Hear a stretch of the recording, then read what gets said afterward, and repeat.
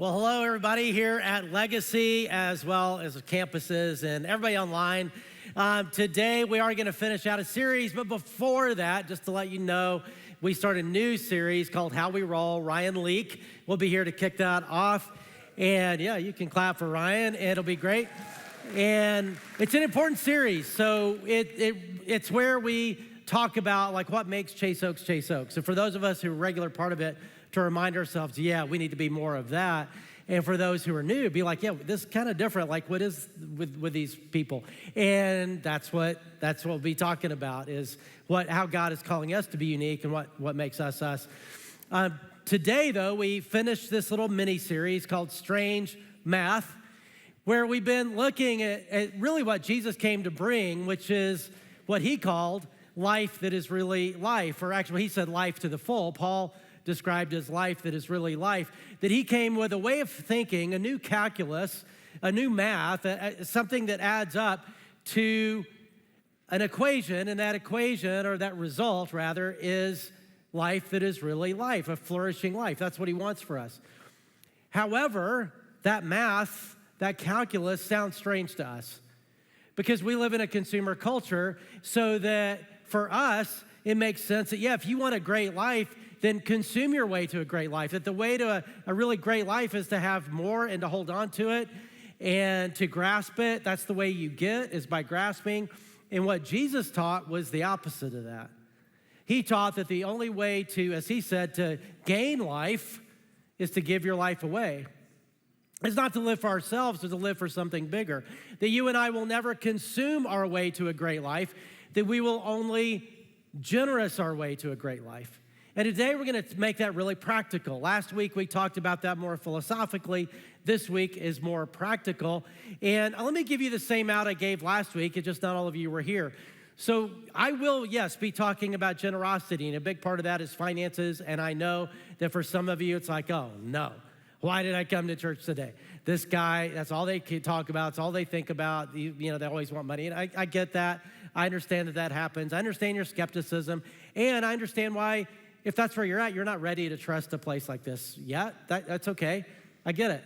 So just as we talk about generosity, think about steering it somewhere you do feel good about. Does that make sense? And for those of us, most of us here are here because we're here. We want to be here. We're part of it. And yeah, we're up for it. Yeah, we want to do our part and we want to be part. But if that's not where you're at, no problem. But all that said, wherever we're coming from on that, I think all of us value generosity. And we also, I think, see ourselves as generous. Like, I've been a pastor for a long time now. In fact, I started being paid by a church to do ministry like 40 years ago, and I was 18, so I was young. And over those decades, I have heard a lot of people share a lot of struggles, confess a lot of sin stuff. We all have them. We all sin. We all have struggles.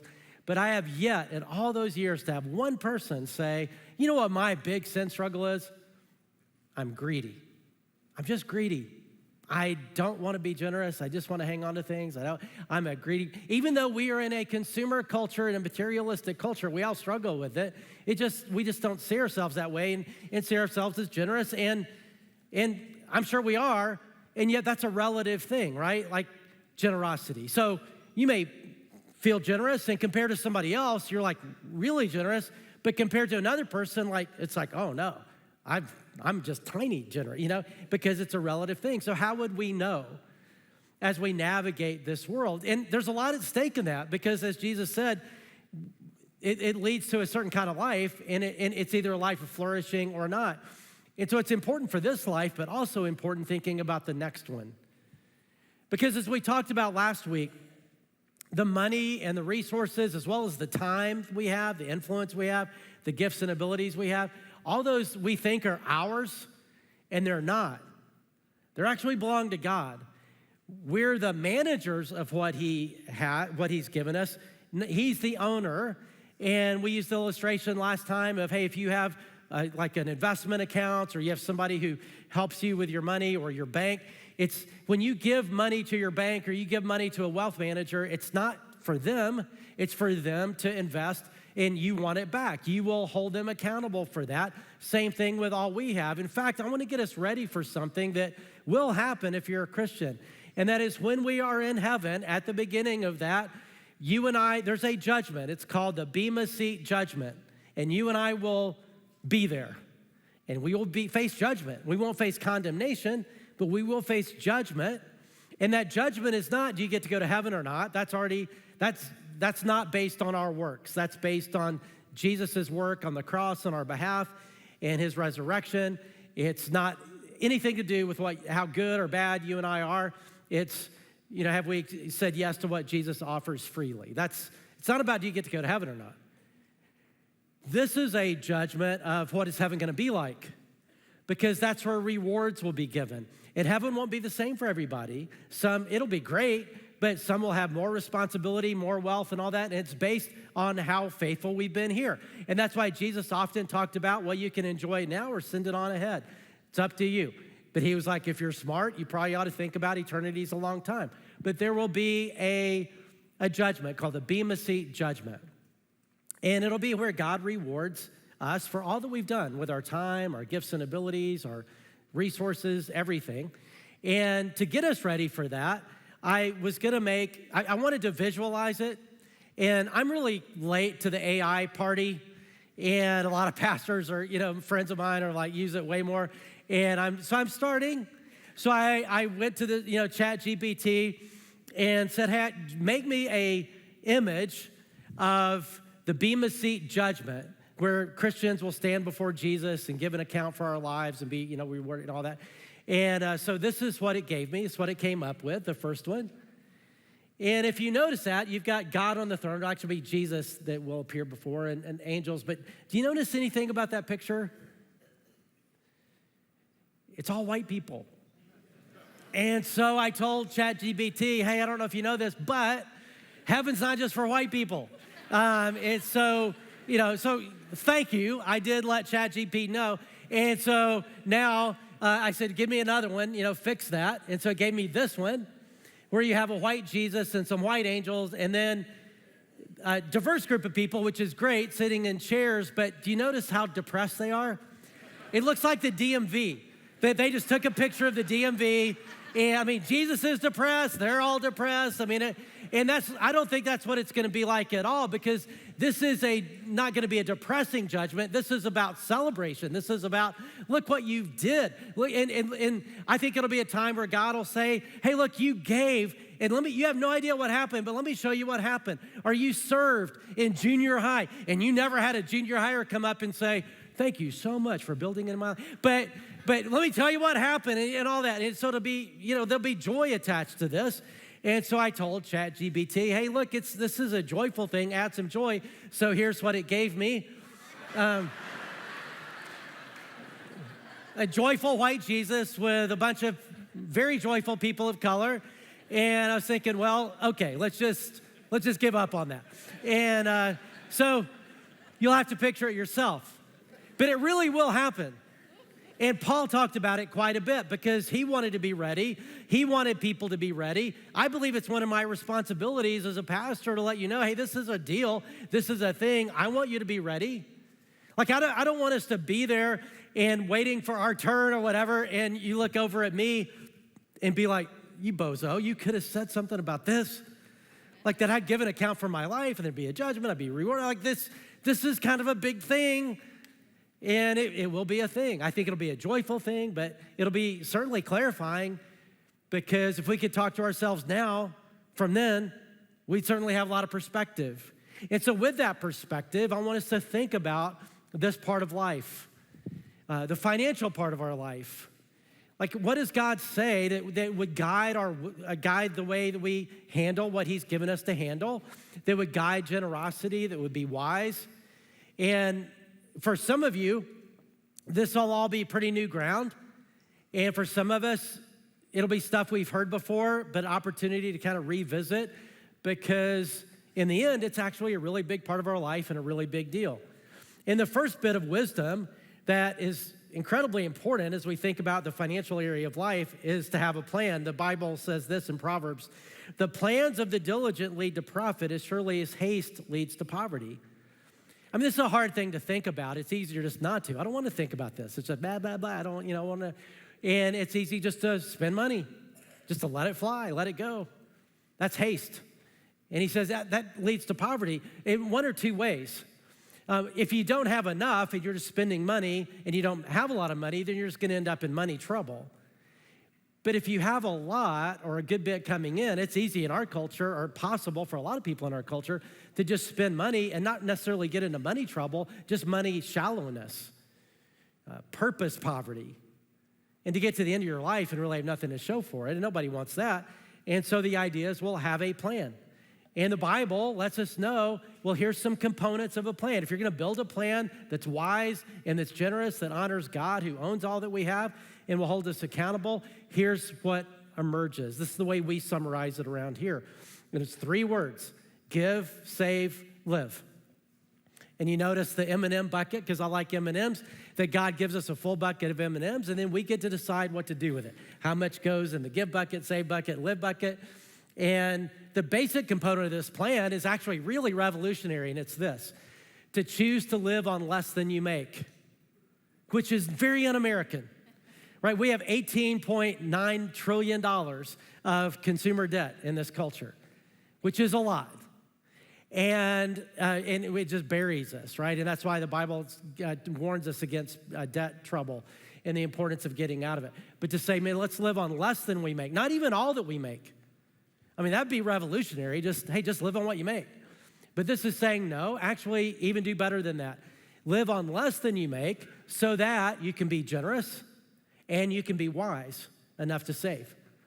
How do you think about each one? Well, let's talk about give first. And the reason we talk about give first is because Christianity is a generosity-driven ethic. There's no way around that. Like, that's what should drive our financial plan, is to say, well, give is actually our favorite part, most important part, making a difference in our world. And the Bible helps us out here. Like, how do we think about this part of our life? 1 Corinthians 16, for example, says this: now, about the collection for God's people, do what I told the Galatian churches to do. He's talking to the church in Corinth. On the first day of every week, which is like now, what we're doing right now, on the first day of every week, each one of you should set aside a sum of money in keeping with your income. And that simple little statement, as he's talking about giving and habits of giving, we learn a lot about giving. 3 P's come out of this. The first one is planned. He says, when you come ready, like have a plan, like know what you're gonna do. It's not just haphazard, it's not just spontaneous. And yet spontaneous generosity is a great thing. In fact, Americans, I think, in my experience has been, Americans are maybe the most spontaneously generosity, the most generous when it comes to spontaneous generosity of anybody in the world. I don't know that that's true, but I think that is part of our culture. And I think it's how Christianity's influenced our culture, and I love that. Like whenever there's a need, like Jamaica right now, and what's happening, with the hurricane or different parts, different things that happen, Americans are really great at coming alongside that and saying, man, we've got to do something. Because we are wealthy people in a world of poverty, we should do that. I remember years ago, decades ago, I was in Ethiopia, and I overheard some people talking about Americans, because we were at this restaurant and we're Americans, and they were talking about Americans. And they said, one person was complaining about America and Americans, and the other person said, all I know is that whenever there's a famine, or whenever there's war, whenever there's difficulty, and we need food, when we look at the food bags, it always says USA. And I'm thinking, man, I hope it's always that way. Like, that's a calling that God has on a nation like this. Yeah. And that's great. And spontaneous generosity is a wonderful thing. It's why those commercials are on TV late at night. But they're there because they work with Sarah McLachlan and the little dogs that are shivering. And you got to do so, they work because we are generous people that way. But this is not, and we should be, but this is not about spontaneous generosity. This is about systematic generosity. It's saying this is part of my spending plan. In fact, it's the first part of my spending plan. And that's the next P, is priority.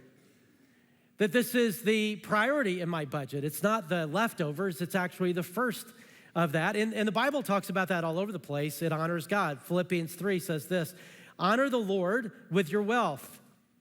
with the first fruits of all your crops, not the leftovers. Then your barns will be filled to overflowing and your vats will brim over with new wine, meaning God will pour generosity back in your life. But what honors him is to think the first of, not the last of. It's priority giving. And if you think about that, it's interesting because you think, well, why does that matter so much to God, like what we do with our resources? And I think part of it is, well, he's generous to the generous because he wants to fund ministry and lift up the poor and all that through people who actually let it go out to that. So he's going to respond. But I also think it honors him when we honor him this way because it's such a tangible display of where our heart is at. Like, those of us who are Christians would say, oh, we love God. God's the best. He's the most. And we sing songs about that. We sing, God, you're amazing. You're wonderful. You're awesome. You're the best one. And you can see why I'm not a worship leader. But that's great. I'm all for it. I'm not making fun of it. Like, we should do that. That's great. But I'm not sure that displays our heart that much to God as much as this, where he gives us resources and then sits back and just watches what we do. And you think about it, there's only so many ways to use money. We can spend it, pay taxes with it, which is a good idea, pay debt with it, save it, and give it. And most people, even most Christians, do this in this order. They do all that, and then at the end, they think, oh, okay, well, let's see what I can give. And biblically, it's like, no, you actually lead with the other. And you say, I'm going to make it the priority in my budget. That's why he says on the first day of the week. And then the last P is percentage when we think about giving. He says, set aside of money in keeping with your income, a sum of money in keeping with your income. Another way to translate that is set aside a percentage of your income. That it's percentage giving. You say, okay, I'm going to give, save, live. I'm going to set aside a percentage that I planned, priority in my budget. What should that percentage be? And in the Old Testament era, that would be an easy question to answer. Be like, ooh, teacher, I know, 10%. Because it was a tithe. Tithe means 10%. It was mandated in the Old Testament law, you gave 10%. Some years you had multiple tithes, but no matter what, you knew that you had a tithe to the temple, 10% of your income would go that direction. There was no question about it, no thought about it. It was an obligation mandated. In the New Testament, we're not under the Old Testament law. And therefore, it's not so much obligation, but what we choose to do. Jesus did affirm the tithe, so it doesn't go away. But the way I think of it is it's the benchmark that goes into New Testament grace living, where we have some decisions to make, where we can decide before God what we want to do in a way that makes sense and honors him. So then you think, okay, well, if that's true, then how would I decide that percentage? Well, the New Testament lets us gives us information about that, tells us, well, here's how. Paul in 2 Corinthians, first of all, uses ability. Well, consider your ability. He says, for if the willingness is there, the gift is acceptable according to what one has, not according to what one does not have. Meaning some people have a lot of ability, so a benchmark of 10% would be pretty low, but for some people that's too high because of ability. Like I remember a few years ago, I had a college student. This was amazing to me. College student come up. I was talking about this, and she was pretty new in our church. And she was like, Jeff, I need perspective. I want you to pray for me because she said, I have 3 jobs. My family doesn't help me at all. I have 3 jobs. I'm working my way through college. I don't want to get into a ton of student debt, so I'm not doing that.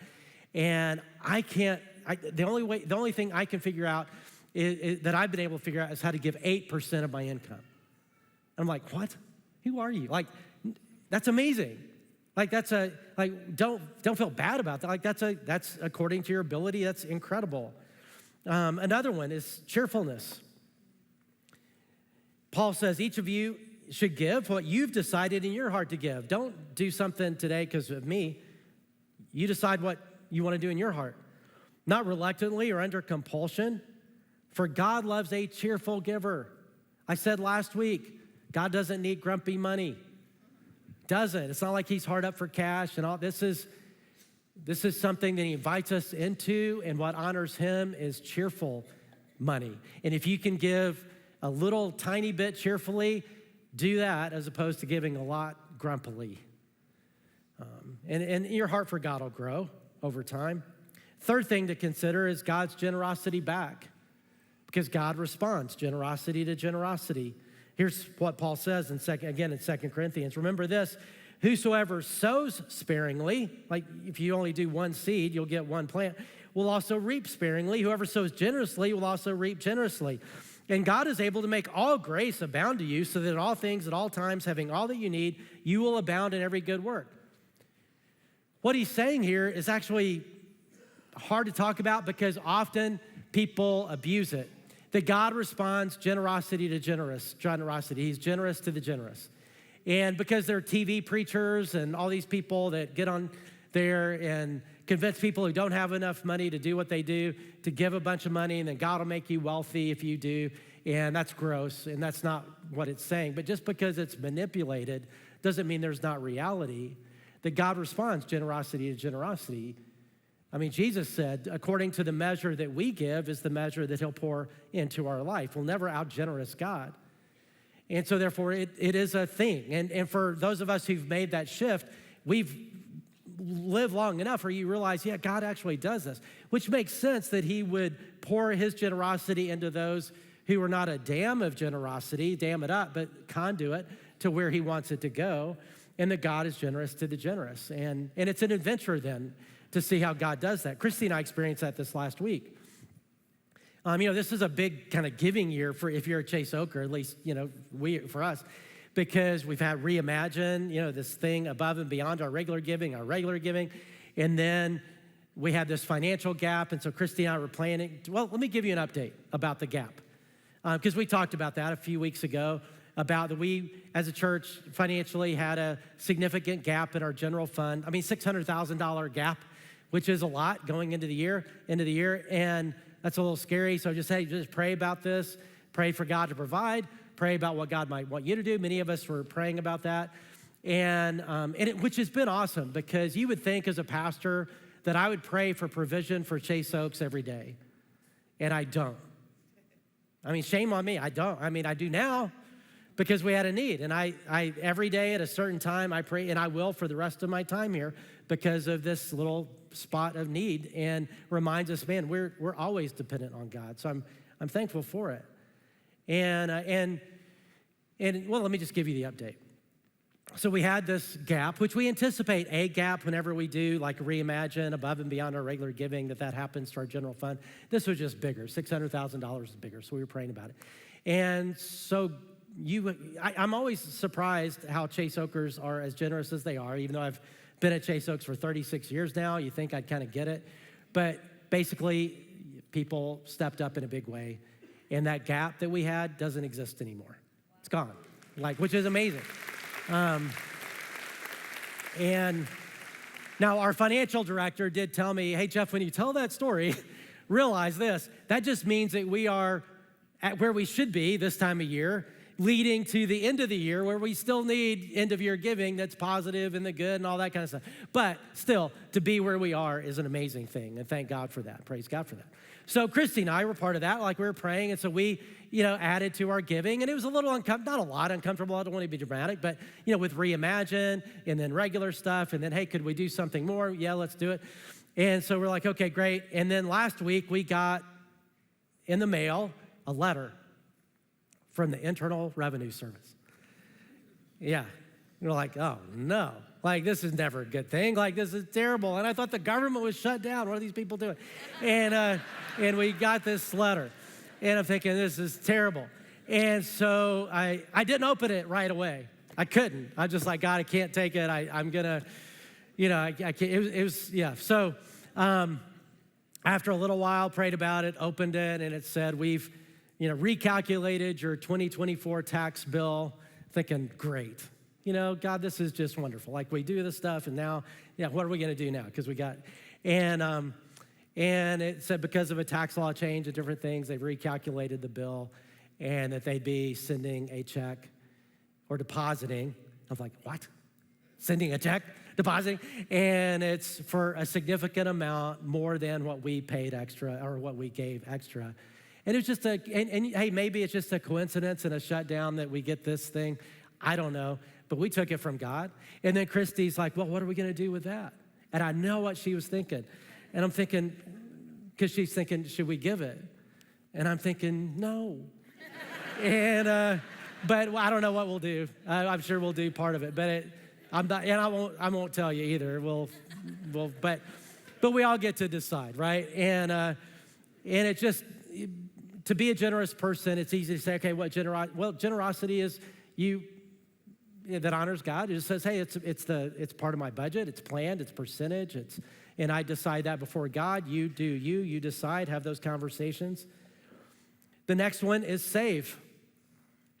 Give, save, live. Where you set aside some money to give. You set aside some money to save.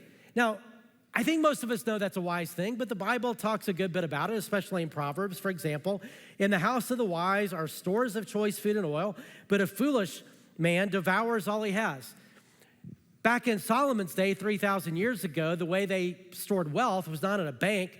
They stored it in grain. They stored it in oils and perfumes. Was like their savings account. So today, if Solomon was writing it, he'd say in the household of the wise are savings accounts and investment accounts. But foolish people just spend everything they have. And it's easy just to spend everything we have, but it's just not wise to spend everything we have and get into trouble. And in fact, I'm at a stage where that wisdom is very apparent. I gave you a hint about how old I am because I said I've been doing this 40 years, started when I was 18. I had a birthday, November 1st is my birthday. And that's All Saints Day, by the way. They named that after me. I think. I don't know if that's a story or not. But let me just say this. I'm holding on to my 50s this year, okay? I'm married to a 60-something. Just, she would appreciate me letting you know that. But I'm holding on to my 50s.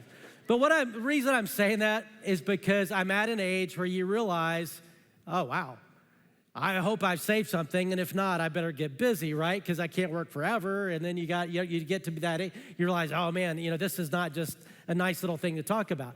And I'm saying that because our church has gotten a lot younger over the last few years, which is great. And for those of you who are in the younger category than me, and especially if you're just starting out and you think, oh, I don't know if we can save or whatever, there's a lot to spend. Let me encourage you to do it now. Start now. Don't wait, start now. And I used the illustration last week of Christy and I, we started giving when we made literally just so little money, it's laughable. But we were able to start giving. We just started a pattern of giving $50 a month, I remember, into, as part of our savings, into a stock thing, into a direct stock program. And we've grown it since then. But if we just did $50 a month, let's say starting 40 years ago, we've been married 36 years, but starting 40 years ago, and put it in an S&P index fund. Well, here's the formula. Makes me feel smart putting it up there, future value. If we put $50 a month into an S&P index fund, the average growth over those years, 11% a year in the S&P. If you play that out, giving monthly, you would have given, like in cash, so to speak, you'd be given about $24,000. But in that investment, it would grow to $320-something thousand, just $50 a month. And the reason I'm saying that is you think, wow, if I could have $320,000 more, $50 a month. Over time, it's the power of saving. And let me encourage you to start as soon as you can and allow it to grow. And then live on the rest. Again, it's give, save, live. And the live is not a wah-wah. It's good. God wants us to enjoy life. There's a guy named John Piper, he's retired now, pastor up in Minnesota, that wrote a book about Christian hedonism. And we're thinking, Christian hedonism? Hedonism is like for crazy people, for pagans. And he's saying, no, it's not. God is the one who wants us to flourish. And it's the only way to find flourishing. And when you and I do what God says in this area of life, we can really enjoy what we have. In fact, we should.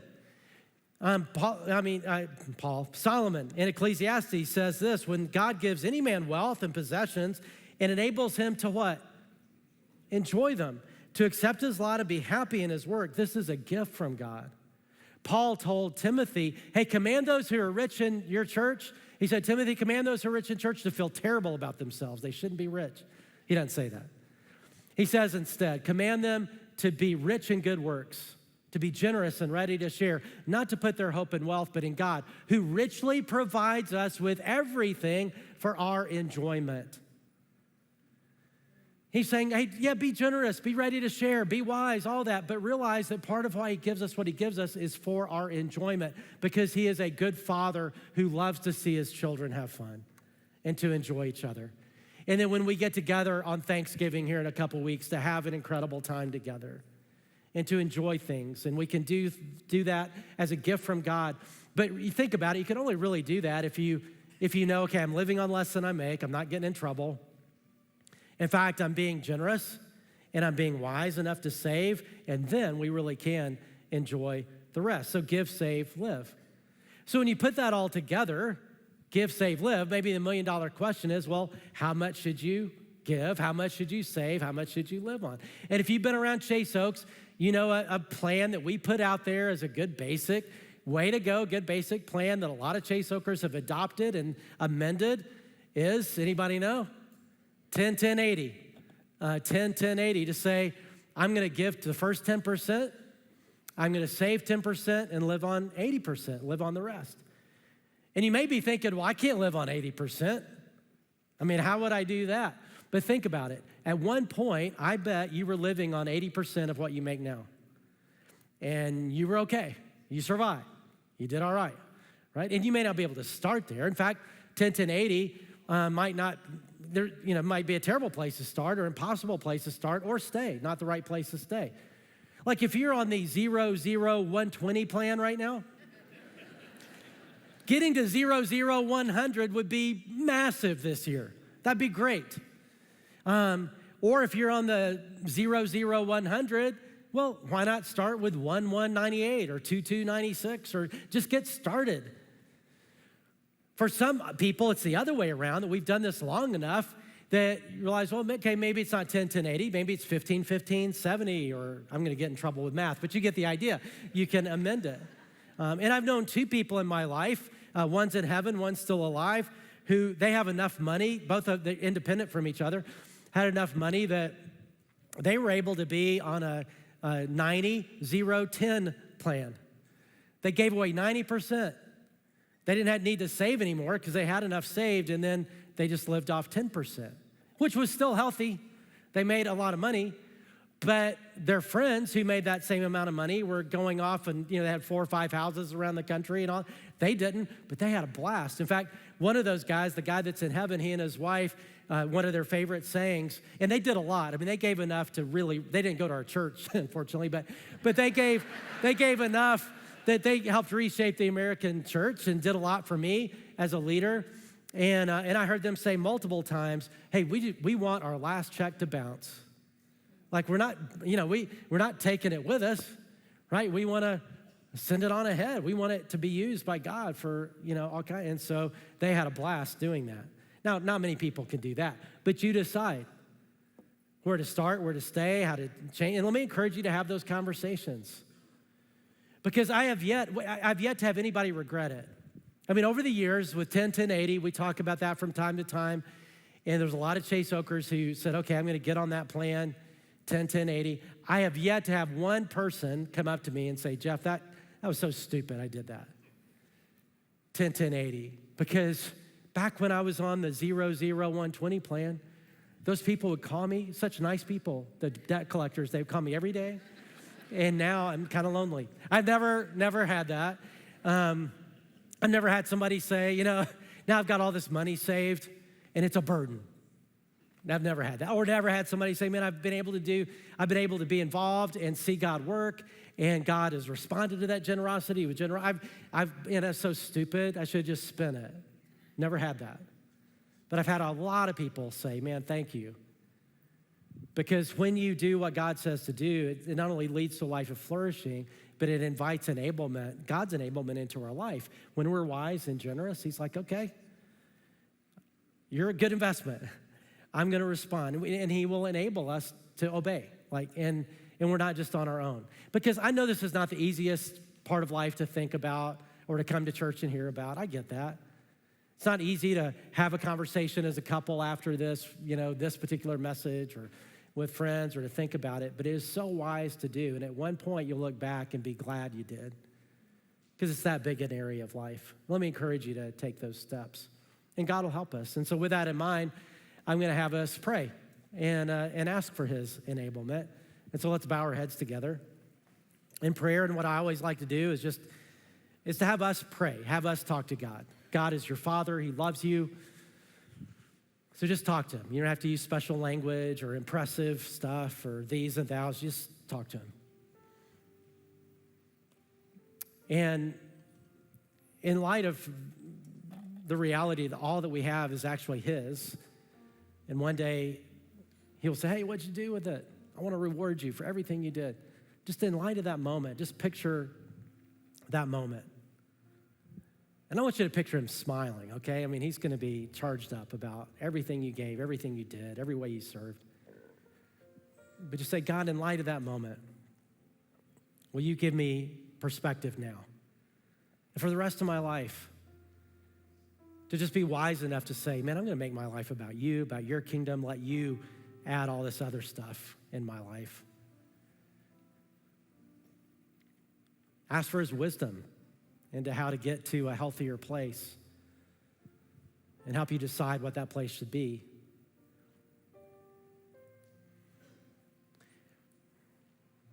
And what God ultimately wants and invites us into isn't just giving back resources or time, it's actually our lives, ourselves. And so for some of you, this may be a time to consider his invitation to walk with him into a whole new life.